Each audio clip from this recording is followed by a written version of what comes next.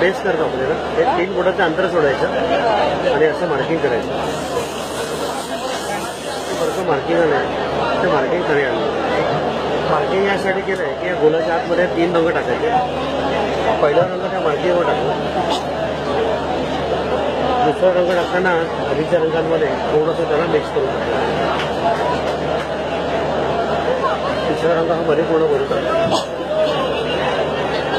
हा झाला base. Base केल्यानंतर सेंटर पॉईंट काढायचं. तर सेंटर आणि डिझाईनचा सेंटर आपण एकमेकांना फक्त मॅच केलं. आता जाळीवरती पांढरा, पिवळा आणि पोपटी हे रंग फिक्स आहेत. डिझाईन कोणताही असलं तरी लाईट कलर असल्यामुळे हे बेसला वापरायचे नाही. सुरुवातीला हिरवा रंग मी बाहेर फिरवला. त्याच्याखाली पिवळा रंग आधीच्या रंगांमध्ये थोडंसं ओव्हरलॅप करून फिरवलं. तसंच पांढरा पण पिवळ्यामध्ये ओव्हरलॅप करून फिरवला. आता शेवटी पिवळा रंग पांढऱ्यात मिक्स करायचा आणि डिझाईन हळूहळू हे पूर्ण करायचं. ठीक आहे. आता जे रंग आपण खाली टाकले होते ना त्या रंगांवरती हे सगळं डिझाईन हे तयार.